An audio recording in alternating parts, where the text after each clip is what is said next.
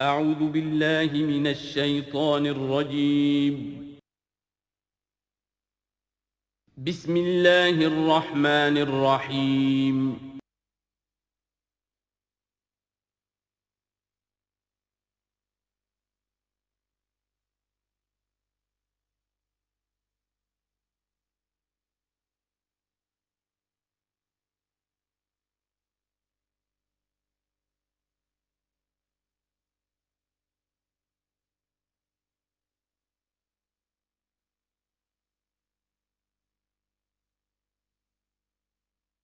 الحمد للہ المنافقین یخادعون اللہ وهو خادعهم وإذا قاموا إلى الصلاة قاموا كسالى يراؤون الناس ولا يذكرون الله إلا قليلا مذبذبین بین ذلك لا إله هؤلاء ولا إله هؤلاء ومن يضلل الله فلن تجد له سبيلا یا ایھا الذین آمنوا لا تتخذوا الکافرین اولیاء من دون المؤمنین اتریدون ان تجعلوا للہ علیکم سلطانا مبینا ان المنافقین فی الدرک الاسفل من النار ولن تجد لهم نصیرا صدق اللہم طہر قلوبنا من النفاق واعمالنا من الرياء والسنتنا من الکذب واعیننا من الخیانہ فإنك تعلم خائنة الأعين وما تخفي الصدور آمین یا رب العالمین۔ سورہ نساء کے بارے میں نے شروع ہی میں آپ سے یہ عرض کر دیا تھا کہ اس میں سب سے زیادہ خطاب کا رخ جو ہے وہ منافقین کی طرف ہے، اگرچہ کہیں خطاب براہ راست یا ایھا الذین نافقوا کے الفاظ میں نہیں، یا ایھا الذین آمنوا اس لیے کہ وہ بھی ایمان کے دعوے دار تھے، ایمان کے مدعی تھے، قانونی طور پر وہ بھی مسلمان تھے، مومن تھے۔ تو یہ طویل ترین مضمون جو ہے اب کنکلوڈ ہو رہا ہے ان آیات مبارکہ میں۔ ان المنافقین یخادعون اللہ، یقیناً منافق کوشش کر رہے ہیں اللہ کو دھوکہ دینے کی۔ یہ سورہ بقرہ کے دوسرے رکوع میں بھی آیت آئی تھی، میں نے عرض کیا تھا کہ مخادعہ باب مفاعلہ میں کسی شے کی کوشش ہوتی ہے، اس لیے کہ سامنے مقابلہ ہوتا ہے اور پتہ نہیں ہوتا کون جیتے گا کون ہارے گا، لیکن یہاں اللہ کی طرف سے وَهُوَ خَادِعُهُمْ،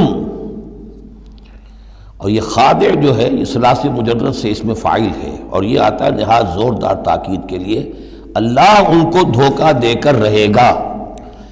یعنی یہ کہ اللہ نے ان کو جو ڈھیل دی ہوئی ہے وہ سمجھ رہے ہیں کہ ہم کامیاب ہو رہے ہیں، ہمارے اوپر ابھی تک کوئی آنچ نہیں آئی، کوئی پکڑ نہیں ہوئی، کوئی گرفت نہیں ہوئی، ہم دونوں طرف سے بچے ہوئے ہیں۔ اس حوالے سے وہ اپنی اس ڈھیل کی وجہ سے بڑھتے چلے جا رہے ہیں، بڑھتے چلے جا رہے ہیں، بڑھتے چلے جا رہے ہیں،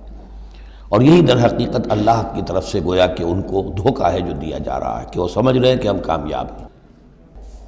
وَإِذَا قَامُوا إِلَى الصَّلَاةِ قَامُوا كُسَالَىٰ، اور جب وہ کھڑے ہوتے ہیں نماز کے لیے، یہ نماز کی طرف تو کھڑے ہوتے ہیں بڑی کسل مندی کے ساتھ۔ یہاں ذرا نوٹ کر لیجئے کہ قامہ جو ہے، قامہ یقوم یہ آتا ہے کھڑے ہونے کے لیے، قائم اس سے اس میں فاعل ہے، لیکن جیسے انگریزی زبان میں آپ کو معلوم ہے کہ ورب کے بعد پریپوزیشنز کی تبدیلی سے بڑے بڑے مفہوم بدل جاتے ہیں۔ انگریزی میں ٹو گیو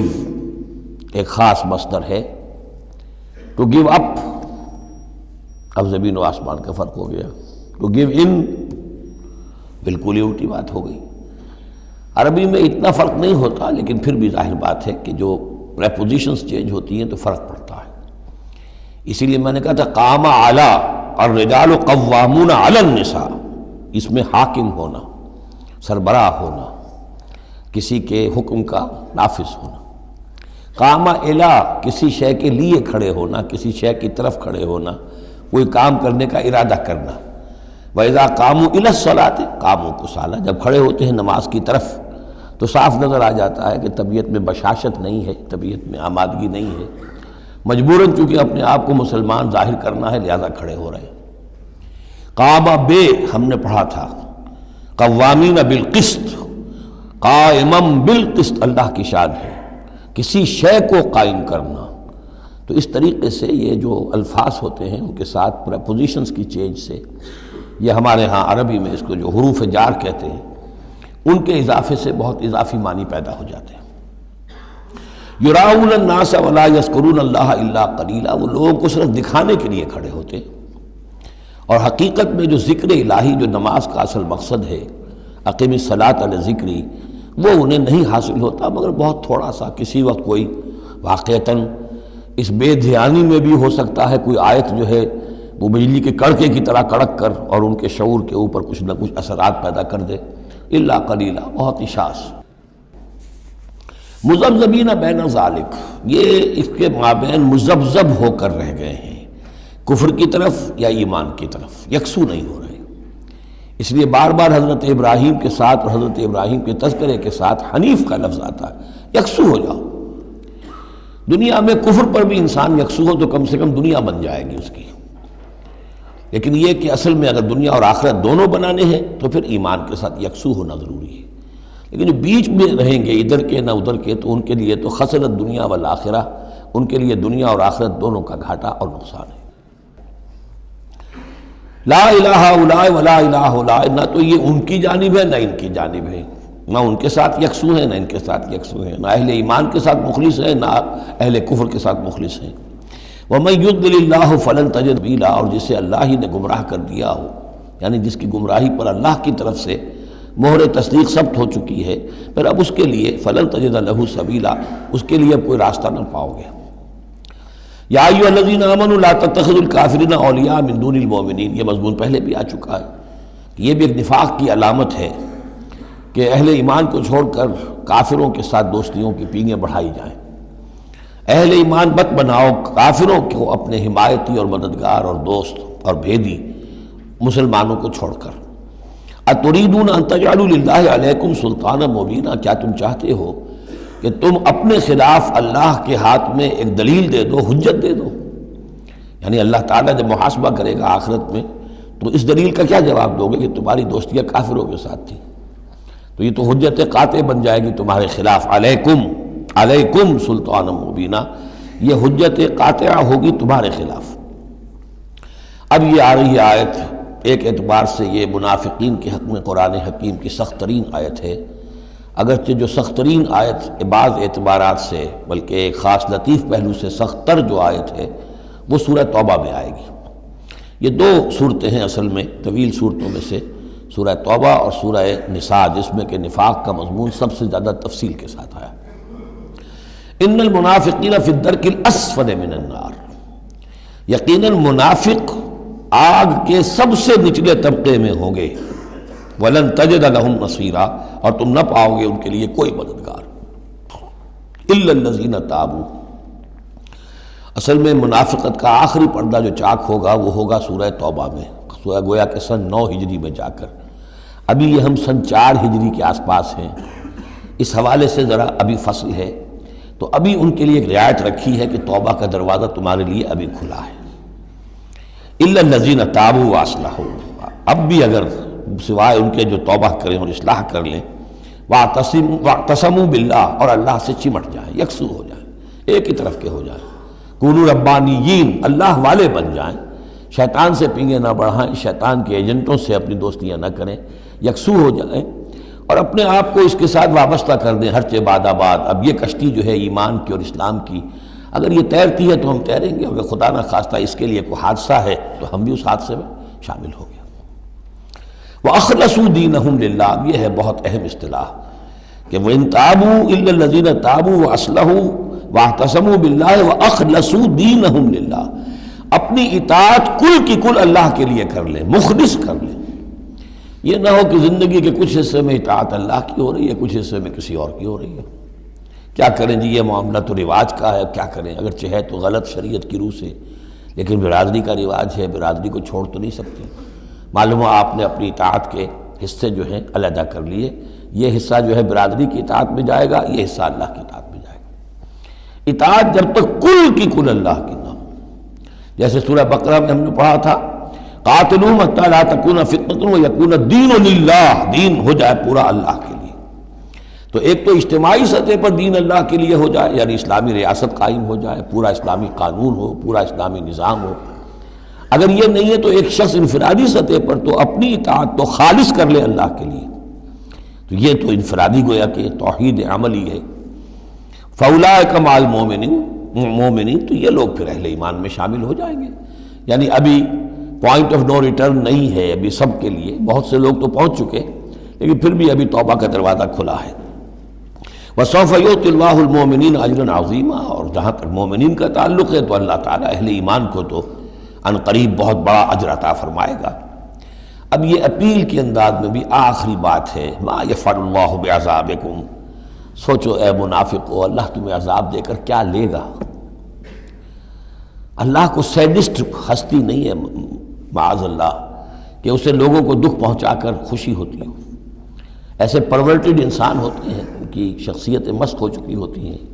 جو دوسروں کو تکلیف میں دیکھتے ہیں تو خوش ہوتے ہیں، دوسروں کو تکلیف پہنچا کر کوفت پہنچا کر انہیں کچھ راحت حاصل ہوتی ہے۔ تو اللہ معاذ اللہ ایسا نہیں ہے۔ ما یفعل اللہ بعذابکم، اللہ کیا لے گا تم سے، تمہیں عذاب دے کر، ان شکرتم وآمنتم، اگر تم شکر کی روش اختیار کرو، ایمان کی روش اختیار کرو۔ وکان اللہ شاکرا علیما، اللہ تو بہت ہی قدردانی فرمانے والا ہے، قدر افزائی فرماتا ہے۔ جو بندہ اس کے لیے کوئی کام کرے، محنت کرے، اللہ تعالیٰ اس کی قدر فرماتا ہے، اور جو بھی وہ کچھ کرتا ہے اس کے علم میں ہوتا ہے۔ کوئی شے ایسی نہیں ہے کہ جو ان اکاؤنٹڈ رہ جائے گی کہ میں نے یہ بھی کیا تھا اللہ کے لیے لیکن اس کا اجر مجھے نہیں ملا۔ اب جو یہ آخری حصہ ہے سورہ مبارکہ کا، اس میں بعض مضامین بہت ہی اہم ہیں بنیادی فلسفہ دین کے اعتبار سے۔ سب سے پہلی بات تو پھر آ رہی ہے وہی جو تمدنی اور معاشرتی معاملات ہوتے ہیں۔ معاشرے کے اندر کسی بری بات کا بلند آواز سے کہنا، کسی بری بات کا چرچا کرنا بالفعل کوئی اچھی بات نہیں ہے، لیکن اس میں ایک استثناء ہے۔ کسی مظلوم کا معاملہ یہ ہے کہ اس کے دل سے اگر جلے کٹے الفاظ میں نکل جائیں کسی کے لیے تو وہ اللہ کنڈون کرے گا، معاف کر دے گا۔ لا یحب اللہ الجہر بالسوء من القول، اللہ کو بالکل پسند نہیں ہے کہ کسی بات کو بلند آوازی سے کہا جائے، بری بات کو، الا من ظلم، سوائے اس کے جس پر ظلم ہوا ہے، جس کا دل دکھا ہے۔ ابھی حال ہی میں نے جمعے میں وہ شعر سنائے تھے کہ فارسی زبان کا ایک شعر ہے، بترسز آہ مظلومہ کہ ہنگامے دعا کردن، اجابت از در حق بہر استقبال می آید۔ مظلوموں کی آہوں سے ڈرو کہ جب ان کی زبان سے کوئی بد دعا نکل جاتی ہے تو اس دعا کی قبولیت جو ہے وہ خود استقبال کرنے کے لیے آتی ہے عرش سے، اللہ تعالیٰ کی طرف سے۔ تو اس کا ترجمہ بھی اردو میں شعر ہی میں موجود ہے، ڈرو مظلوم کی آہوں سے جب اٹھتی ہیں سینوں سے، قبولیت ہے کرتی خیر مقدم چرخ سے آ کر۔ تو مظلوم کا مسئلہ یہ ہے کہ اس کو اس کی بھی اجازت ہے۔ وَكَانَ اللَّهُ سَمِيعًا عَلِيمًا، اللہ سب کچھ سننے والا ہے اور سب کچھ جانتا ہے، اسے معلوم ہے جس کے دل سے یہ آواز نکلی ہے وہ کتنا دکھا ہوا ہے، اس کے احساسات کتنے مجروح ہوئے۔ ان تبدوا خیرا او تخفوہ او تعفوا عن سوء فإن اللہ کان عفوا قدیرا، جہاں تک تو خیر کا معاملہ ہے تم اسے بلند آواز سے کہو، ظاہر کرو یا چھپاؤ، برابر کی بات ہے۔ اللہ تعالیٰ کے لیے خیر تو خیر ہی ہر حال میں ہے، عیاں ہو یا خفیہ ہو۔ اور تعفو عن سوء، لیکن یہ ذرا اونچا مسئلہ ہے، اور اگر تم برائی کو سے معاف کر دیا کرو۔ اب یہ اپیل کے انداز میں ہے، مظلوم سے بھی کہا جا رہا ہے کہ اگرچہ تمہیں چھوٹ ہے یہ کہ تم پر گرفت نہیں ہوگی، لیکن تمہیں اس سے اعلیٰ تر اور بلند تر رتبہ ہے، اسے کیوں نہیں حاصل کرتے؟ اور تعفو عن سوء، کہ تم کسی برائی سے درگزر کرو، معاف کر دو۔ فإن اللہ عفوا قدیرا، تو یقیناً اللہ تعالیٰ بھی معاف فرمانے والا ہے اور قدرت رکھنے والا ہے۔ انسان تو بسا اوقات معاف کرنے پر مجبور بھی ہو جاتا ہے، اس لیے کہ بدلہ لینے کی قدرت نہیں رکھتا۔ اللہ تو مقتدرہ ہے، قدیر ہے، وہ تو جو چاہے فوراً جو ہے دیر اینڈ دین حساب چکا دے، لیکن نہیں، پھر بھی وہ اس کے باوجود وہ معاف فرماتا ہے۔ اب پھر یہ بہت اہم مضمون آ گیا ہے، وحدت الادیان کا جو ایک بنیادی جڑ ہے، اس کی جڑ کو یہاں کاٹی جا رہی ہے۔ غلط فلسفہ جو وحدت ادیان کا، میں نے آپ کو بتایا تھا کہ فلسفہ وحدت ادیان کا ایک حصہ صحیح ہے کہ اوریجن سب کا ایک ہے، لیکن یہ کہ اب جو شکلیں ہیں ان کی وہ ایک ہے، اس سے بڑی حماقت اور جہالت اور ضلالت اور گمراہی اور کوئی نہیں۔ اب یہ کانٹے کی بات بتائی جا رہی ہے کہ اصل میں دین میں جس چیز کی وجہ سے یہ غلطی پیدا ہوتی ہے وہ کیا ہے؟ اللہ اور رسولوں میں تفریق پیدا کر دینا۔ ایک ہے رسولوں میں تفریق کرنا، ایک رسول کو ماننا ایک کو نہ ماننا، ایک ہے اللہ کو علیحدہ کر دینا رسول کو علیحدہ کر دینا۔ یہ جہالت ہے جو فتنہ انکار حدیث میں، فتنہ انکار سنت میں، اور یہ کہ بس اہل قرآن جو اپنے آپ کو سمجھتے ہیں کہ رسول کا کام تھا قرآن پہنچا دینا، اللہ اللہ خیر صلی اللہ۔ اب اصل معاملہ ہمارا اور اللہ کا ہے، اللہ کی کتاب ہے، ہم بھی سمجھتے ہیں، عربی زبان میں ہے، ہم اس کو خود سمجھیں گے، خود اس پر عمل کریں گے۔ باقی رسول نے اپنے زمانے میں مسلمانوں کو اس کی جو تشریح سمجھائی تھی ٹھیک ہے، اس وقت انہوں نے قبول کر لی، لیکن رسول کی تشریح جو ہے وہ دائمی نہیں ہے، دائمی شے صرف قرآن ہے، گویا کہ اللہ کو اور رسول کو جدا کر دیا۔ وہ بات یہاں آ رہی ہے، ان الذین یکفرون باللہ ورسلہ، یقیناً وہ لوگ جو کفر کرتے ہیں اللہ کا اور اس کے رسولوں کا، وَيُرِيدُونَ أَن يُفَرِّقُوا بَيْنَ اللَّهِ وَرُسُلِهِ، اور وہ چاہتے ہیں کہ تفریق کر دیں اللہ کے اور اس کے رسولوں کے مابین۔ یہ دین الہی بھی یہی تھا کہ بس اللہ کا دین سمجھو، رسول سے کیا نسبت ہے؟ جب رسول کی نسبت ہو جائے گا یہ دین مسیح ہے، یہ دین موسیٰ ہے، یہ دین عیسیٰ ہے، یہ دین فلاں ہے، اگر رسولوں کا یہ فیکٹر جو ہے جو ڈفرینشیٹنگ فیکٹر ہے نکال دیا جائے تو اللہ تو سب کا کامن ہے، تو دین الہی ہو گیا۔ ان الذین یکفرون باللہ ورسلہ ویریدون ان یفرقوا بین اللہ ورسلہ ویقولون نؤمن ببعض ونکفر ببعض، اور وہ یہ کہتے ہیں کہ ہم کچھ کو مانیں گے کچھ کو نہیں مانیں گے، یعنی اللہ کو مانیں گے، رسولوں کا ماننا ضروری نہیں ہے، اللہ کی کتاب کو مانیں گے، رسول کی سنت کا ماننا کوئی ضروری نہیں۔ وَيُرِيدُونَ أَن يَتَّخِذُوا بَيْنَ ذَلِكَ سَبِيلًا، اور وہ چاہتے ہیں کہ اس کے بین بین ایک راستہ نکال لیں، اللہ کو ایک طرف کر دیں رسول کو ایک طرف کر دیں۔ اولئک ھم الکافرون حقا، یہ لوگ کٹر کافر ہیں، ان کے کافر ہونے میں کوئی شک نہیں، یہ حق کہ یہ کافر ہیں۔ وَأَعْتَدْنَا لِلْكَافِرِينَ عَذَابًا مُهِينًا، اور ہم نے ایسے کافروں کے لیے بڑا اہانت آمیز عذاب تیار کر رکھا ہے۔ والذین آمنوا باللہ ورسلہ، اور جو لوگ ایمان رکھتے ہیں اللہ پر اور اس کے رسولوں پر، ولم یفرقوا بین احد منہم، اور انہوں نے ان میں سے کسی کے مابین کوئی تفریق نہیں کی، نہ اللہ کو رسول سے جدا کیا نہ رسول کو رسول سے جدا کیا، ہم تو سب کو مانتے ہیں، لا نفرق بین احد من رسلہ، ان کو بھی مانتے ہیں جن کے نام قرآن مجید میں آ گئے ہیں، اور مانتے ہیں کہ اور بھی بے شمار آئے ہوں گے، یقین کے ساتھ نہیں کہہ سکتے، تعین کے ساتھ نہیں کہہ سکتے، یہ معلوم ہے اور بھی بہت نبی آئے ہیں، کسی پرٹیکولر پرسن کے بارے میں یقین کے ساتھ نہیں کہہ سکتے، یہ یقین سے کہہ سکتے ہیں کہ بے شمار نبی اور بھی آئے، رسول اور بھی آئے۔ لم یفرقوا بین احد منہم اولئک سوف یؤتیہم اجورہم، یہ وہ لوگ ہیں کہ جنہیں اللہ تعالیٰ ان کے اجر عطا فرمائے گا، وکان اللہ غفورا رحیما، اور یقیناً اللہ تعالیٰ غفور الرحیم ہے۔ یسألک اہل الکتاب ان تنزل علیہم کتابا من السماء، یہ اہل کتاب یہ یہودی اور محمد صلی اللہ علیہ وسلم آپ سے مطالبہ کر رہے ہیں کہ ان پر ایک کتاب آسمان سے اتاری جائے،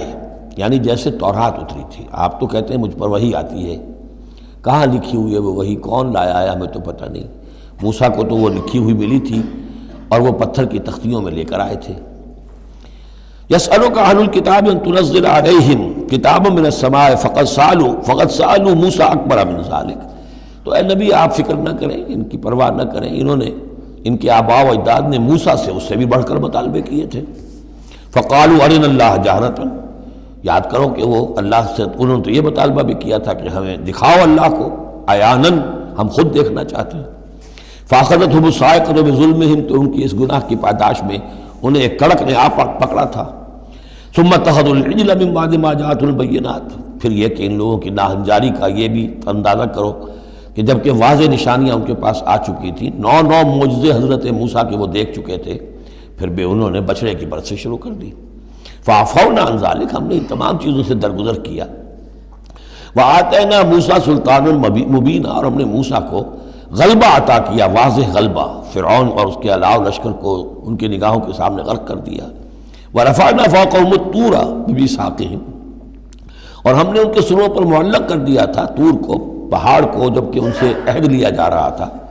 وقلنا لهم ادخلوا الباب سجدا، اور ہم نے کہا تھا کہ جب یہ شہر فتح ہو جائے تمہارے ہاتھوں یریکو،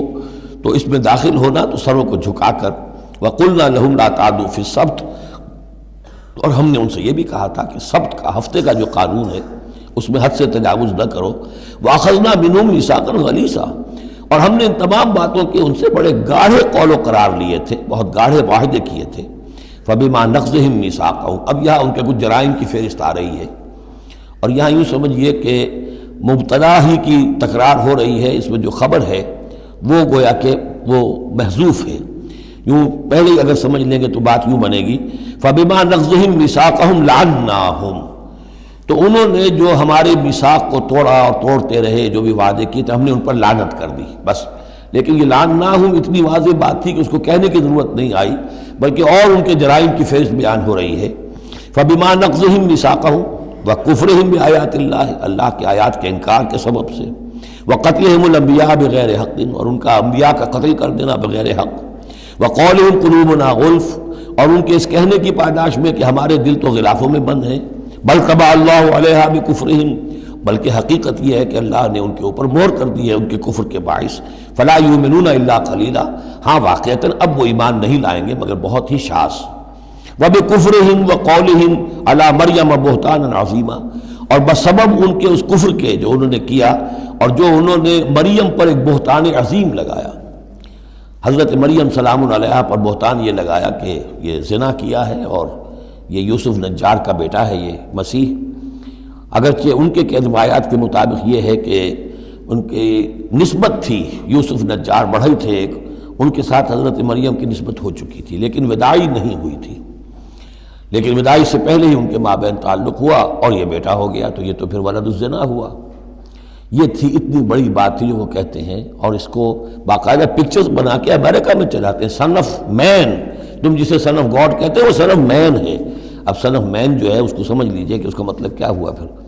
کہ آؤٹ آف ویڈ لاک ہی تو آخر ہوا نا، اس کا جو پیدا ہوا اگر حضرت مسیح تو وہ صحیح جائز ولادت سے تو نہ ہوا، اگر انسان کا بیٹا ہے۔ بہرحال اتنے بڑے بڑے بہتان لگائے۔ وَبِكُفْرِهِمْ وَقَوْلِهِمْ عَلَىٰ مَرْيَمَ بُهْتَانًا عَظِيمًا وَقَوْلِهِمْ إِنَّا قَتَلْنَا الْمَسِيحَ عِيسَى ابْنَ مَرْيَمَ رَسُولَ اللَّهِ، اور بسبب ان کے یہ کہنے کہ ہم نے قتل کیا مسیح کو، عیسیٰ ابن مریم کو، رسول اللہ، اللہ کے رسول کو۔ یہ رسول اللہ ان کا لفظ نہیں ہے، یہ اللہ کی طرف سے سائن آف ایکسکلیمیشن کے ساتھ، اچھا ان کا دعویٰ یہ ہے کہ انہوں نے اللہ کے رسول کو قتل کیا، جبکہ رسول تو قتل ہو ہی نہیں سکتا۔ کتب اللہ لأغلبن انا ورسلی، یہ تو اللہ کا فیصلہ ہے، طے شدہ لکھا ہوا ہے کہ میں اور میرے رسول تو غالب آ کر رہیں گے۔ تو ان کی تو یہ جرتیں ہیں کہ یہ سمجھتے ہیں کہ انہوں نے اللہ کے ایک رسول کو قتل کیا ہے۔ وما قتلوہ وما صلبوہ، ہرگز انہوں نے قتل نہیں کیا، نہ اسے سولی دی، ولکن شبہ لہم، بلکہ اس کی شبیہ بنا دی گئی ان کے لیے، صورت بنا دی گئی، مشابہت کر دی گئی اس کے ساتھ ان کے لیے، کہ انہوں نے جس کو سمجھا ہے کہ وہ مسیح ہے، وہ مسیح نہیں تھا، وہ مسیح کی جگہ کوئی اور تھا، جو انجیل برنباس سے معلوم ہوتا ہے کہ جوڈاس اسکیریوٹ جو کہ حواریین میں سے ایک تھا، ویسے اس کی نیت اور تھی، بد نیتی نہیں تھی، وہ ایک لمبی بات ہو جائے گی، اس کا وقت دورہ قرآن میں نہیں ہے، نیت اس کی کچھ اور تھی، لیکن اس نے گرفتار کرایا تھا، اور اس گرفتاری کے پاداش میں پھر اللہ تعالیٰ نے اس کی شکل جو حضرت مسیح کی بنا دی، اور حضرت مسیح کی جگہ وہ پکڑا گیا اور سولی چڑھا۔ وما قتلوہ وما صلبوہ ولکن شبہ لہم وان الذین اختلفوا فیہ لفی شک منہ، اور جو لوگ اس کے بارے میں اختلاف میں پڑے ہوئے ہیں وہ شکوک و شبہات میں ہیں، انہیں خود پتہ نہیں کہ ہوا کیا، کیسے ہوا۔ ما لہم بہ من علم، ان کے پاس اس کے ضمن میں کوئی علم نہیں ہے، الا اتباع الظن، سوائے اس کے کہ اٹکل پچو کے تیر چلاتے ہیں۔ وما قتلوہ یقینا، یہ بات یقینی ہے کہ اسے قتل نہیں کیا گیا، وہ قتل نہیں ہوا، وہ صلیب نہیں دیا گیا علیہ الصلاۃ والسلام، بل رفع اللہ الیہ، بلکہ اللہ نے اسے اٹھا لیا اپنی طرف،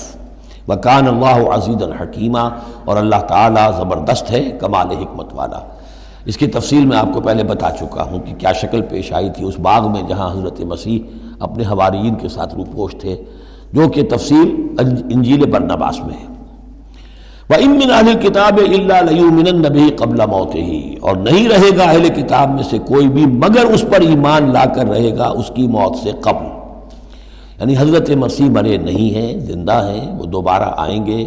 اور دوبارہ جب آئیں گے تو اہل کتاب میں سے کوئی شخص نہیں رہے گا جو ان پر ایمان نہ لے آئے۔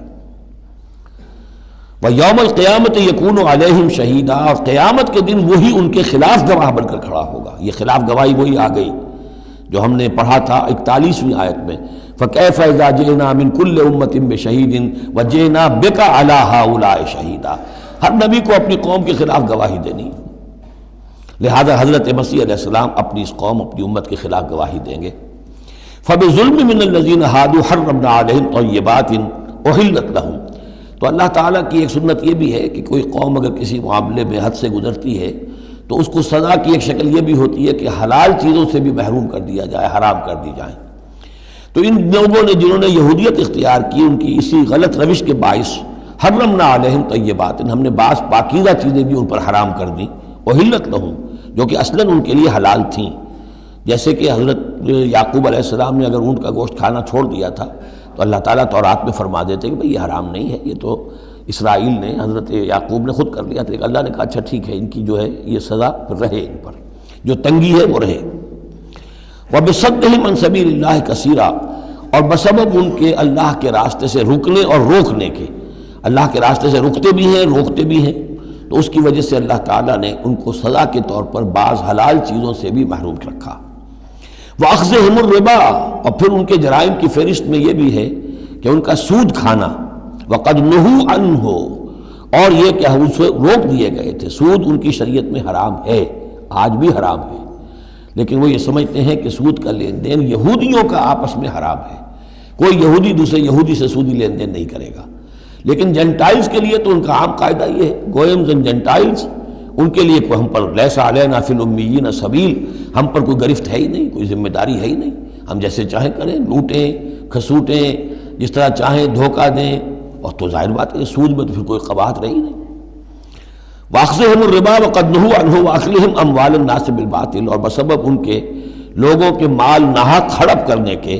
وَأَعْتَدْنَا لِلْكَافِرِينَ مِنْهُمْ عَذَابًا أَلِيمًا، اور ان میں سے جو کافر ہیں، جنہوں نے اب کفر کی بھی روش اختیار کر لی ہے، ان کے لیے ہم نے بہت دردناک عذاب تیار کر رکھا ہے۔ لَٰكِنِ الرَّاسِخُونَ فِي الْعِلْمِ مِنْهُمْ وَالْمُؤْمِنُونَ، لیکن جو لوگ ان میں سے پختہ علم والے ہیں، جیسے عبداللہ ابن سلام رضی اللہ تعالی عنہ، اور اہل ایمان جو ہے، جو محمد پر ایمان لائے ہیں صلی اللہ علیہ وسلم، یؤمنون بما انزل الیک وما انزل من قبلک، وہ تو ایمان رکھتے ہیں اس پر بھی جو اے نبی آپ کی طرف نازل کیا گیا، اور اس پر بھی کہ جو آپ سے پہلے نازل کیا گیا۔ والمقیمین الصلاۃ، وہ تو نماز کے قائم کرنے والے ہیں، والموتون الزکوٰۃ، اور زکوٰۃ کی ادا کرنے والے ہیں، والمؤمنون باللہ والیوم الآخر، اور ایمان رکھنے والے ہیں اللہ پر بھی اور یوم آخر پر بھی۔ اولئک سنؤتیہم اجرا عظیما، یہ وہ لوگ ہیں کہ جنہیں ہم اجر عظیم عطا فرمائیں گے۔ یہاں بھی آپ دیکھ رہے ہیں کہ ابھی تھوڑی سی گنجائش رکھی جا رہی ہے کہ اہل کتاب میں سے بھی اگر کوئی ایلیمنٹ ہے، کوئی کہیں کونے کھدرے میں پڑا ہوا جس کے اندر فطرت جو ہے ابھی کچھ موجود ہے، سلامتی کسی درجے میں ہے، تو جس طریقے سے بھی ہو، یعنی بچا کھچا بھی اگر اس کان میں کوئی ہیرے کا ٹکڑا پڑا ہوا تو وہ بھی نکل آئے، بجائے اس کے کہ ابھی آخری دروازہ بند کر دیا جائے۔ تو نہ آخری دروازہ ابھی بند کیا منافقین پر اور نہ ان پر کیا۔ لیکن الراسخون فی العلم منہم، اب ان میں سے اشارہ کر دیا گیا کہ ان میں سے بھی کچھ ہو سکتے ہیں، باقی اہل ایمان کی روش تو یہ ہے ہی، والمؤمنون یؤمنون بما انزل الیک وما انزل من قبلک والمقیمین الصلاۃ والمؤتون الزکوٰۃ والمؤمنون باللہ والیوم الآخر اولئک سنؤتیہم اجرا عظیما۔ اب جو مقام آ رہا ہے یہ 23ویں رکوع کے شروع میں، یہ ان چند مقامات میں سے قرآن کے جس میں کہ انبیاء اور رسولوں کے ناموں کا گلدستہ آیا ہے۔ مثلا یہاں آپ دیکھیں گے پے بپے بہت سے انبیاء اور رسول کا نام لیے گئے، پھر ان میں سے بعض کی جو اضافی اور شانیں ہیں ان کا بیان کیا گیا، اور پھر بڑی اہم آیت فلسفہ قرآن کے اعتبار سے آگے آئے گی کہ نبوت کا بنیادی مقصد کیا ہے۔ نبوت کا بنیادی مقصد، فلسفہ نبوت، اساسی فلسفہ نبوت۔ انا اوحینا الیک کما اوحینا الی نوح، اے نبی ہم نے آپ کی جانب وحی کی ہے جیسے کہ ہم نے نوح کی طرف وحی کی تھی، والنبیین من بعدہ، اور ان کے بعد بہت سے انبیاء پر کی تھی۔ حضرت شیس علیہ السلام، وہ بھی حضرت نوح علیہ السلام، بلکہ یہ تو حضرت نوح سے بھی پہلے کے لوگ ہیں، شیس جو ہیں۔ اوحینا الی نوح والنبیین من بعدہ واوحینا الی ابراہیم واسماعیل واسحاق ویعقوب والاسباط، اور ہم نے وحی کی ابراہیم کی طرف، اسماعیل کی طرف، اسحاق کی طرف، یعقوب کی طرف اور ان کی اولاد کی طرف، وعیسیٰ وایوب ویونس وہارون وسلیمان، اور عیسیٰ کی جانب اور ایوب کی جانب اور یونس کی جانب اور ہارون کی جانب اور سلیمان کی جانب، وآتینا داؤد زبورا، اور داؤد کو تو ہم نے زبور جیسی کتاب عطا فرمائی، ورسلا قد قصصناہم علیک من قبل، ایسے بھی بہت سے رسولوں کو ہم نے بھیجا، یا وہی ہم نے ان کی جانب کی بھیجے ایسے رسول کہ جن کا ہم اس سے پہلے آپ کے سامنے تذکرہ کر چکے ہیں، ورسلا لم نقصصہم علیک، اور ایسے بھی بہت سے رسول ہیں کہ جن کے حالات ہم نے آپ کے سامنے بیان نہیں کیے۔ پوری دنیا کی تاریخ بیان کرنا تو قرآن مجید کا مقصد نہیں ہے، یہ تو کتاب ہدایت ہے، تاریخ کی کتاب نہیں ہے۔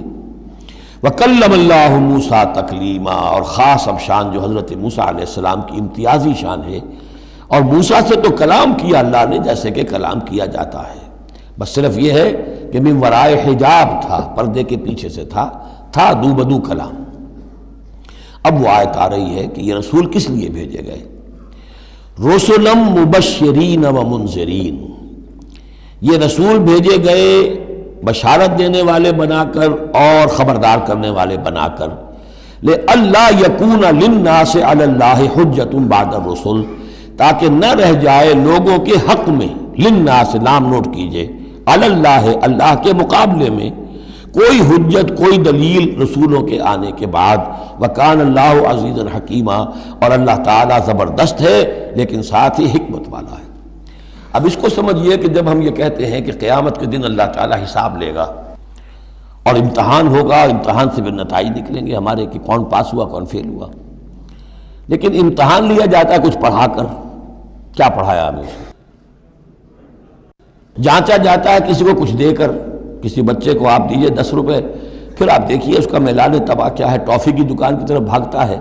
یا کوئی کسی کتابوں کی دکان کی طرف بھاگتا ہے، پتہ چل جائے گا اس کا رجحان کیا ہے۔ کچھ دے کر آزماتے ہیں نا، کچھ پڑھا کر امتحان لیتے ہیں، تو ہمیں کیا پڑھایا ہے، کیا دیا ہے؟ اس میں ہے جو قرآن مجید کا بنیادی فلسفہ ہے کہ اللہ تعالیٰ نے انسان کو سمع، بصر، عقل، 3 بڑی چیزیں دی ہیں۔ پھر اللہ تعالیٰ نے انسان کے اندر روح ودیت کی اور نفس انسانی میں خیر اور شر کا علم ودیت کر دیا ہے۔ اب آئندہ کوئی وحی نہ آئے تب بھی ہر انسان جو ہے ان باتوں کی بنا پر اکاؤنٹیبل ہے۔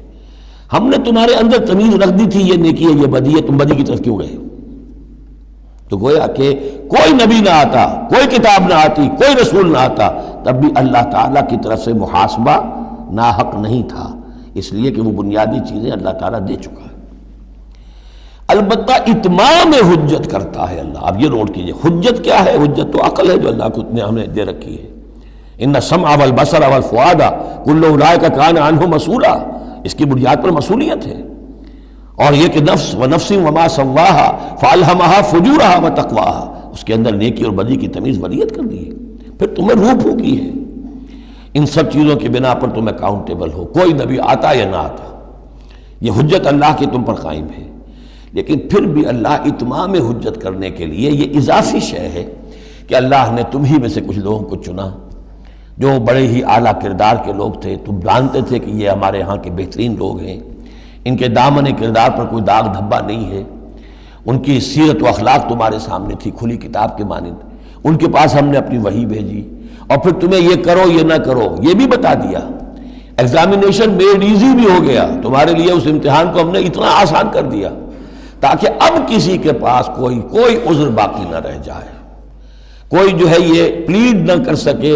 کہ میں تو اگنورنس کے پلیڈ کرے کہ میں تو اگنورنٹ تھا، مجھے معلوم نہیں تھا۔ جب رسول آ گئے تو اب کوئی عذر باقی نہیں رہا۔ رسول سے پہلے پھر بھی کوئی شخص کہہ سکتا ہے پروردگار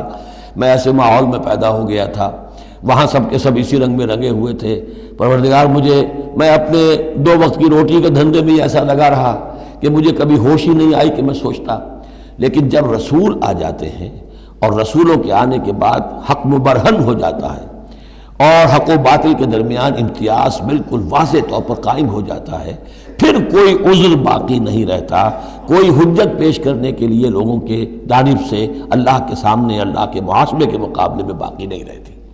تو یہ اتمام حجت ہے، اللہ کی طرف سے حجت کا اتمام۔ رسلا مبشرین، اور کر کیا سکتے ہیں رسول؟ نہ کسی کو زبردستی ہدایت پر لا سکتے ہیں، ظاہر بات ہے کسی کو گمراہ کرنا تو پیش نظر ہے ہی نہیں، لیکن کسی کو زبردستی ہدایت پہ نہیں لا سکتے۔ ہاں جن کے اپنے اندر کی یہ چیزیں جاگ جائیں گی، متوجہ ہو جائیں گے، اپنے باطن کی حقیقتوں کی طرف دیکھیں گے، اور پھر یہ کہ نبی کی بات سنیں گے، اس سے فائدہ اٹھائیں گے، سیدھے راستے پر چلیں گے، ان کے لیے مبشر ہوں گے، بشارت، فراح و ریحان و جنت نعیم۔ اور جو لوگ یہ ہے کہ اس کے بعد بھی اپنی غلط ہی راستوں پر چلتے رہیں گے، تعصب میں، ہٹ دھرمی میں، ضد میں، مفادات میں، چودراہٹوں کی وجہ سے، ان کو خبردار کریں گے کہ اب تمہارے لیے بدترین انجام جو ہے جہنم تیار ہے۔ تو رسولوں کا بنیادی فنکشن یہی ہے، تبشیر اور انذار، مبشرین و منذرین۔ کس لیے؟ لے اللہ یکونا، تاکہ نہ رہ جائے، للناس، لوگوں کے پاس، لوگوں کے حق میں، اللہ، اللہ کے مقابلے میں، یعنی اللہ کی حجت، اللہ کے محاسبے کے مقابلے میں، حجت، کوئی حجت، کوئی عذر، کوئی بہانہ باقی نہ رہے بعد الرسل، رسولوں کے آنے کے بعد۔ وکان اللہ عزیز حکیمہ، اللہ عزیز ہے، بغیر رسولوں کے بھی محاسبہ کرے، اختیار اس کا مطلق ہے، حکیم ہے، اس نے یہ نظام بنایا ہے اپنے محاسبہ اخروی کے لیے۔ اب اس میں البتہ ایک بات اور نوٹ کر دیجئے، یہ بڑی تفصیل سے میں نے یہ چیزیں لکھی ہوئی ہیں اپنی ایک کتاب میں، نبی اکرم صلی اللہ علیہ وسلم کا مقصد بعثت، کہ ایک بنیادی مقصد رسالت کا وہ تو یہ ہے، اور ایک تکمیلی مقصد ہے رسالت کا جو محمد الرسول اللہ پر جا کر کامل ہوا ہے صلی اللہ علیہ وسلم، وہ ہے لِیُظْہِرَهُ عَلَى الدِّینِ كُلِّهِ۔ انہوں نے بھی کام شروع کیا یہیں سے، یا ایھا النبی انا ارسلناک شاہدا ومبشرا ونذیرا وداعیا الی اللہ باذنہ وسراجا منیرا۔ بنیادی حیثیت تو وہی آپ کی بھی وہی ہے، لیکن اس کے اوپر تکمیلی حیثیت کیا ہے؟ هو الذی ارسل رسولہ بالہدی ودین الحق لیظہرہ علی الدین کلہ۔ یہ آپ کی امتیازی شان ہے۔ لیکن اللہ یشہد بما انزل الیک انزلہ بعلمہ،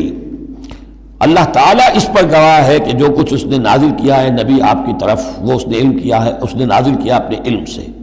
والملائکۃ، اور فرشتے اس پر گواہ ہیں، یشہدون۔ وکفیٰ باللہ شہیدا، اور ویسے تو اللہ تنہا بھی گواہ کے لیے، گواہ ہونے کے اعتبار سے کافی ہے۔ ان الذین کفروا وصدوا عن سبیل اللہ قد ضلوا ضلالا بعیدا۔ اب محمد کے آنے کے بعد صلی اللہ علیہ وسلم پھر بھی جو لوگ کفر پر اڑے رہے اور رکے رہے اور روکتے رہے اللہ کے راستے سے دوسروں کو، وہ تو پھر بہک گئے ہیں، بھٹک گئے ہیں، ضلالا بعیدا، اور یہ اپنے بھٹکنے میں اور بہکنے میں، گمراہی میں بہت دور نکل گئے۔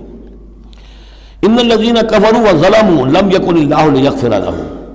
اب یہ لوگ جنہوں نے کفر کیا ہے، جو اڑ گئے ہیں کفر پر، اور جو اس شرک پر اور ناحق جو راستہ ہے اس کے اوپر جم گئے ہیں، لم یکن اللہ لیغفر لهم، اب اللہ کا یہ طریقہ نہیں ہوگا کہ انہیں معاف کر دے، اللہ انہیں اب ہرگز بخشنے والا نہیں ہے۔ ولا لیہدیہم طریقہ، اور نہ یہ کہ انہیں کسی راستے کی ہدایت دے، الا طریقہ جہنم، سوائے ایک راستے کے، اور وہ جہنم کا راستہ ہے۔ اب تو وہی کھلی ہوئی ہے شاہراہ، اسی پر یہ بگٹر دوڑتے رہیں، خالدین فیہا، وہ اس میں ہمیشہ ہمیش رہیں گے، ابدا، ہمیشہ ہمیش۔ وکان ذلک علی اللہ یسیرا، اور یہ اللہ پر بہت آسان ہے۔ دیکھیے اس کو مقابلے میں لائیے، ما یفعل اللہ بعذابکم، اللہ کیا کرے گا تمہیں عذاب دے کر، لیکن اس سے یہ نہ سمجھے کہ اللہ عذاب نہیں دے گا۔ یقیناً اللہ سیڈسٹ نہیں ہے، یقیناً اللہ کو عذاب دے کر خوشی نہیں ہوگی، لیکن یہ کہ اس کا ایک ضابطہ ہے، اس کا ایک قانون ہے، اسی پر اس نے دنیا بنائی ہے، لہذا اس کے مطابق وہ عمل تو کرے گا، اور یہ اس پر کوئی بھاری گزرنے والی بات نہیں ہے کہ اپنی ہی مخلوق کو، اس لیے کہ بعض ملنگ قسم کے صوفی جو ہیں وہ یہ بھی کہتے ہیں کہ یہ اللہ بڑا رحیم ہے، اب کیا وہ اپنی مخلوق کو جہنم میں جھونک دے گا؟ یہ تو ایسے ڈراوے کے لیے، ذرا سیدھا کرنے کے لیے، جیسے بچوں کو ڈانٹ دیتا ہے باپ ہو ماں ہو، میں تیرا قیمہ کر دوں گی، تو کوئی کیا قیمہ کر دے گی کوئی ماں اپنے بچے کا؟ لیکن یہ تو اصل میں صرف ڈراوا ہے اور کچھ نہیں، لیکن یہ بات صحیح نہیں ہے۔ اسی لیے اللہ تعالیٰ کہتا ہے کہ کان ذالک علی اللہ یسیرا، اللہ کے لیے یہ بہت آسان ہے، بہت ہلکی بات ہے اس کے لیے۔ یا ایھا الناس، اب یوں سمجھیے کہ کنکلوڈنگ حصہ جو ہے سورہ مبارکہ کا،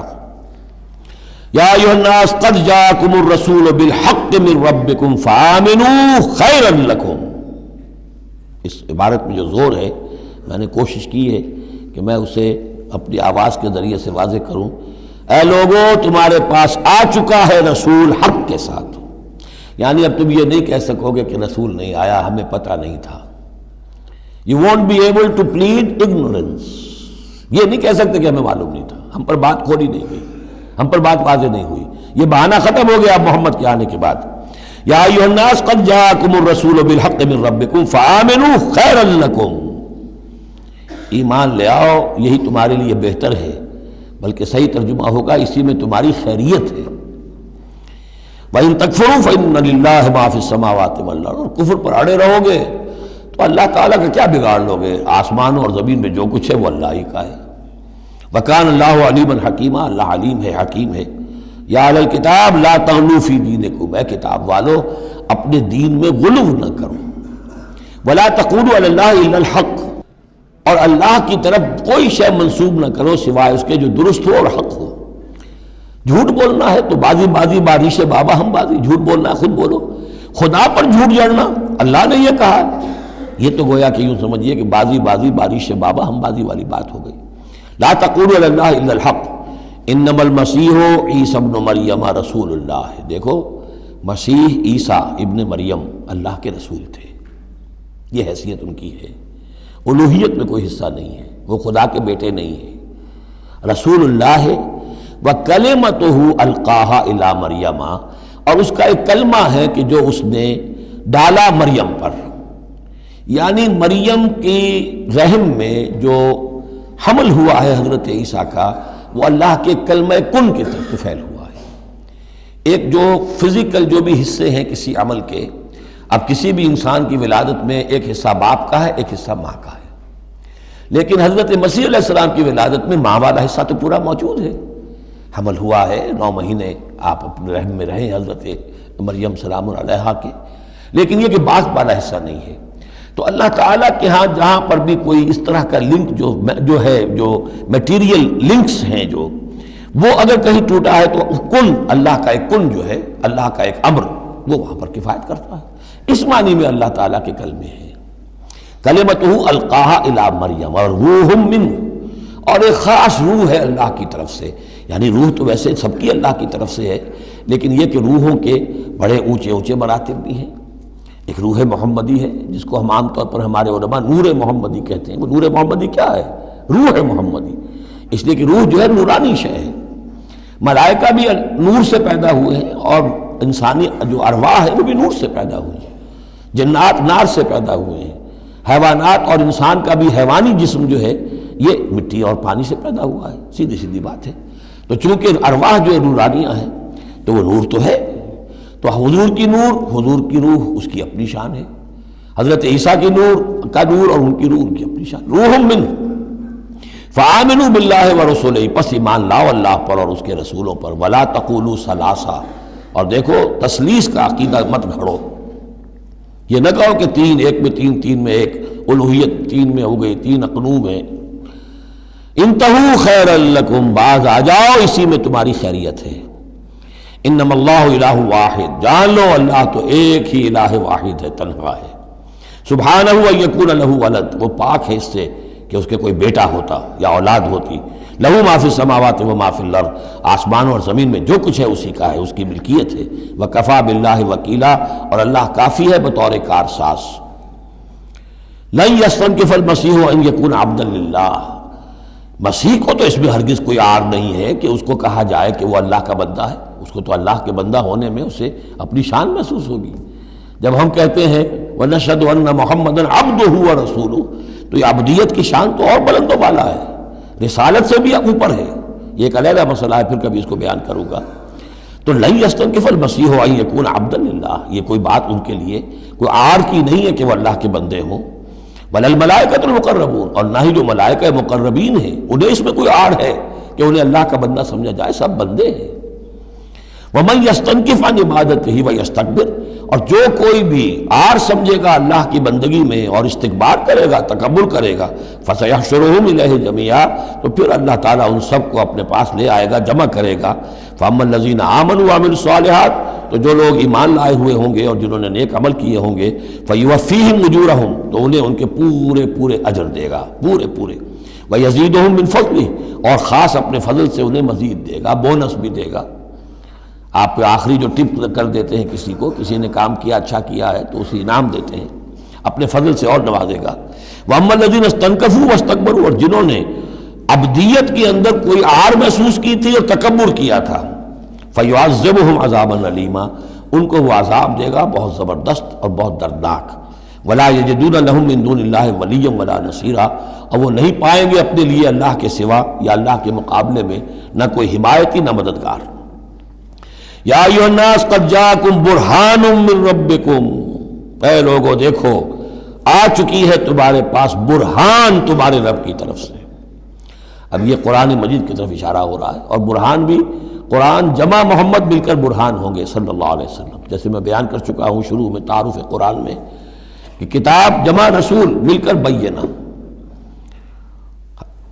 حتیٰ تأتیہم البینہ، اور بینہ کیا ہے؟ رسول من اللہ یتلو صحفا مطہرۃ فیہا کتب قیمہ،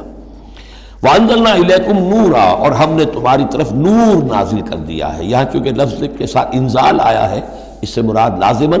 قرآن مجید ہے۔ انزلنا الیکم نورا مبینا، انزلنا ہم نے نازل کر دیا ہے تمہاری طرف ایک روشن نور۔ فاما الذین آمنوا باللہ واعتصموا بہ، تو اب جو لوگ اللہ پر ایمان لائیں گے اور اس کے ساتھ چمٹ جائیں گے، یکسو ہو جائیں گے، خالص اللہ والے بن جائیں گے، مذبذب نہیں رہیں گے کہ ادھر اور ادھر، کبھی ادھر کبھی ادھر، نہ ادھر نہ ادھر، یہ نہیں ہوگی بات، بلکہ یہ کہ وہ پورے طرح یکسو ہو کر اللہ کے دامن سے وابستہ ہو جائیں گے۔ فَسَيُدْخِلُهُمْ فِي رَحْمَةٍ مِّنْهُ وَفَضْلٍ، انہیں وہ داخل کرے گا اپنی رحمت اور فضل میں، وَيَهْدِيهِمْ إِلَيْهِ صِرَاطًا مُسْتَقِيمًا، اور پھر یہ کہ انہیں چلائے گا صراط مستقیم پر جو اس تک لے آئے گی، وہ صراط مستقیم یہدیہم الیہ، اپنی طرف ہدایت دے گا سہج سہج رفتہ رفتہ، الہ اپنے پاس اپنے خاص فضل و کرم کی جوار رحمت میں لے آئے گا، صراطا مستقیما، سیدھے راستے پر چلا کر۔ اب یہ جو ہے آخری ایک آیت رہ گئی ہے، پھر یہ استفتاء ہے۔ قانون وراثت میں جو ایک لفظ آیا تھا کلالہ، اور کلالہ کے بارے میں آیا تھا کہ اس کے اگر بہن بھائی ہوں تو ان کی وراثت کا حکم یہ ہے، وہ لوگوں پر واضح نہیں ہو سکا تھا، جیسے کہ خواتین کے بارے میں بعض اور مسائل واضح نہیں ہو سکے تھے۔ تو یستفتونک، اے نبی یہ آپ سے فتویٰ مانگ رہے ہیں، وضاحت چاہ رہے ہیں۔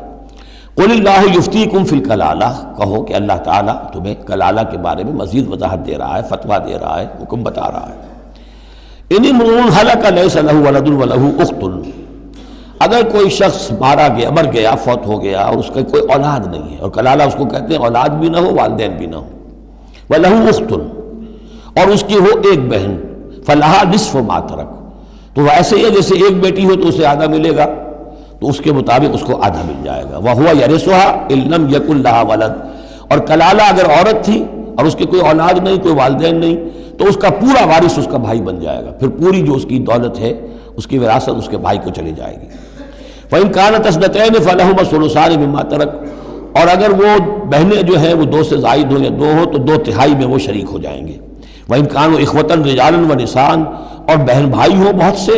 فَلِلذَّكَرِ مِثْلُ حَظِّ الْأُنثَيَيْنِ، تو پھر وہ اصلی قاعدہ جو ہے کہ مرد کے لیے 2 عورتوں کے برابر حصہ ہو جائے گا، بھائی کو بہنوں سے ڈبل ملے گا۔ یعنی یوں سمجھ لیجئے کہ وہ جو حکم وہاں تھا بیان کیا گیا وہ اخیافی بہن بھائیوں کا تھا۔ اخیافی بہن بھائی وہ ہوتے تھے عرب میں کہ ماں ایک ہو باپ علیحدہ ہو، ان کا چونکہ خاص مسئلہ ہوتا تھا اس لیے بیان کر دیا۔ باقی عینی اور اللاتی، ماں باپ دونوں ایک ہو، اور یا یہ کہ مائیں علیحدہ ہو باپ ایک ہوں، تو ان کا وہی قانون ہوگا کہ جو بیٹا بیٹی کا ہے، کہ جس طریقے سے کہ بیٹا اور بیٹی میں جس نسبت سے وراثت تقسیم ہوتی ہے ایسے ہی ان بہن بھائیوں میں ہوگی۔ یہ ہے یبین اللہ لکم ان تضلوا، اللہ واضح کیے دیتا ہے تمہارے لیے مبادا تم گمراہ ہو جاؤ، واللہ بکل شیء علیم، اور اللہ ہر چیز کا علم رکھتا ہے۔ سورہ نساء مکمل ہوئی، اب اللہ کا نام لے کر اس گروپ کی جو آخری صورت ہے، اور یہ نوٹ کر لیجئے کہ جو ہمارا منزلوں کا میں نے نظام آپ کو بتایا تھا، پہلی منزل ختم ہو گئی ہے۔ یہ سورہ مائدہ سے المنزل 2 یہ شروع ہو رہی ہے، المنزل 2 دوسری منزل شروع ہو گئی، لیکن جو مکی اور مدنی صورتوں کے گروپ ہیں وہ ابھی ختم نہیں ہوا۔ پہلا وہ تو یہ کہ مکی صورت سورہ فاتحہ، مدنی کا ایک گروپ البقرہ اور آل عمران، دوسرا گروپ النساء اور المائدہ، المائدہ مل کر پھر جا کر جو گروپ ہے مکی مدنی کا وہ ختم ہوگا جبکہ مائدہ ختم ہوگی۔ سورہ مائدہ کا بھی تقریباً اسلوب وہی ہے کہ جو سورہ نساء کا ہے، لیکن یہ کہ یہاں زیادہ جو زور ہے وہ اہل کتاب پر ہے، جیسا کہ میں نے آپ کو بتایا تھا کہ یہ جو گروپ ہے پہلا ان صورتوں کا، اس کے 2 مضامین ہیں بنیادی، ایک شریعت اسلامی، شریعت اسلامی کا بلو پرنٹ ابتدائی خاکہ جو ہے وہ سورہ بقرہ میں، تکمیلی احکام اب اس میں آئیں گے۔ دوسرے اہل کتاب پر اتمام حجت اور آخری درجے میں دعوت، آخری فیصلہ کن باتیں جو ہیں وہ آپ کو اب ملیں گی اس سورہ مبارکہ میں۔ بسم اللہ الرحمن الرحیم، یا ایھا الذین آمنوا اوفوا بالعقود۔ سورہ نساء شروع ہوئی تھی یا ایھا الناس سے، اے لوگو۔ یہاں بس فرق یہ ہے کہ یا ایھا الذین آمنوا، اہل ایمان، اپنے عہدوں کو، معاہدوں کو، قول و قرار کو پورا کیا کرو۔ اب جو سمجھ لیجئے کہ سماجی زندگی جتنی انسان کی ہے وہ معاہدوں پر قائم ہے۔ Even marriage is a social contract. شادی کیا ہے؟ ایک معاہدہ ہے، ایک مرد ایک عورت کے مابین ساتھ رہنے کا، ساتھ زندگی گزارنے کا۔ اس کے کچھ حقوق ہیں، کچھ فرائض ہیں، بیوی کے حقوق، شوہر اور اس کے فرائض، اور شوہر کے حقوق اور اس کے فرائض، معاہدہ ہے۔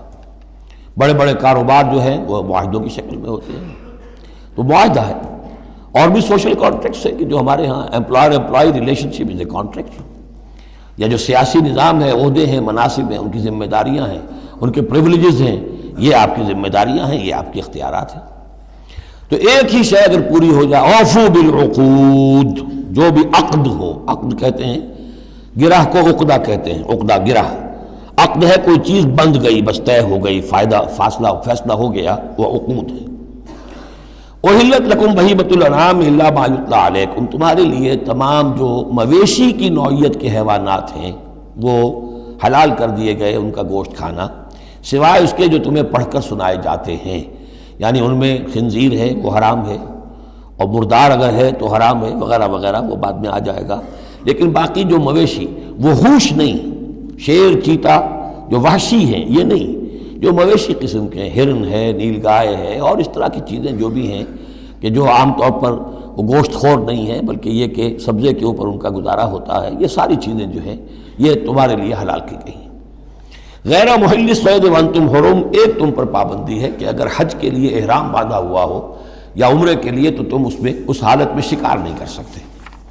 ان اللہ یحکم ما یرید، یہ اللہ کا اختیار ہے، وہ فیصلہ کرتا ہے، حکم دیتا ہے جو چاہتا ہے۔ یا ایھا الذین آمنوا لا تحلوا شعائر اللہ ولا الشہر الحرام ولا الہدی ولا القلائد ولا عامین البیت الحرام، اہل ایمان مت بے حرمتی کرو اللہ کے شعائر کی، مت حلال کر لیا کرو، بے حرمتی کر دیا کرو اللہ کے شعائر کی، اور نہ حرمت والے مہینوں کی، اور نہ ہدی کے جانوروں کی، جو جانور لے کے جائے جاتے تھے کعبے کی طرف حج کے لیے یا عمرے کے لیے ساتھ لے کر جاتے تھے، ولا القلائد، اور ان کے گلوں کے اندر پٹے ڈال دیے جاتے تھے علامت کے طور پر کہ اب یہ کعبے کی طرف جا رہے ہیں، ولا عامین البیت الحرام، اور نہ وہ حاجی لوگ کہ جو بیت حرام کی طرف چل رہے ہیں، قصد کر رہے ہیں، جا رہے ہیں، اب وہ بھی ان کی بھی ایک نسبت ہو گئی ہے کہ یہ سفر کر رہے ہیں تو اللہ کے گھر کے مسافر ہیں۔ جیسے کہ وہاں آپ نے دیکھا ہوگا جو گئے ہیں کہ انہیں وہ کہتے ہیں مرحبا بضیوف الرحمن، کہ مرحبا ان لوگوں کو کہ جو رحمان کے مہمان ہیں، یعنی حاجی جو یہاں آئے ہیں وہ اصل میں اللہ کے مہمان ہیں، اللہ میزبان ہے۔ تو اب ان کے لیے یہ ہے کہ ان کی بے حرمتی نہ ہو، حتیٰ کہ عزت نہ ہو۔ یبتغون فضلا من ربہم ورضوانا، یہ سب جو ہیں اللہ تعالیٰ کی فضل کی اور اس کے اپنے رب کے رضوان کی تلاش میں ہیں، اس کی کوشش میں جا رہے ہیں۔ وَإِذَا حَلَلْتُمْ فَاصْطَادُوا، ہاں جب تم احرام کھول دو، حلال ہو جاؤ، تو یہ حلال ہو جانا ایک اصطلاح ہے، جبکہ احرام کھل گیا، فاصطادوا، پھر تم شکار کرو، تمہیں کھلی چھوٹ ہے، ساری پابندیاں احرام کی حالت کی ہیں۔ وَلَا يَجْرِمَنَّكُمْ شَنَآنُ قَوْمٍ أَن صَدُّوكُمْ عَنِ الْمَسْجِدِ الْحَرَامِ أَن تَعْتَدُوا، اور دیکھنا تمہیں آمادہ نہ کر دے کسی قوم کی دشمنی کہ انہوں نے تمہیں روکے رکھا تھا مسجد حرام سے کہ تم بھی زیادتی کرو، یعنی انہوں نے تمہیں روکے رکھا 7 برس تک، 6 برس تک، اور تمہیں یہاں قریب نہیں آنے دیا۔ اب ایسا نہ ہو کہ اس کے بدلے میں تم کو زیادتی کرو، زیادتی مت کرو۔ وَلَا يَجْرِمَنَّكُمْ شَنَآنُ قَوْمٍ، تمہیں آمادہ نہ کر دے کسی قوم کی دشمنی، اور دشمنی کس وجہ سے، ان صدوکم عن المسجد الحرام، کہ انہوں نے تمہیں روکے رکھا مسجد حرام سے، ان تعتدوا، کہ تم زیادتی کرنے لگو۔ وَتَعَاوَنُوا عَلَى الْبِرِّ وَالتَّقْوَىٰ، نیکی کے کاموں پر اور تقویٰ کے کاموں پر تعاون کیا کرو۔ وَلَا تَعَاوَنُوا عَلَى الْإِثْمِ وَالْعُدْوَانِ، اور اسم، گناہ اور عدوان، ظلم اور زیادتی کے کاموں میں تعاون مت کرو۔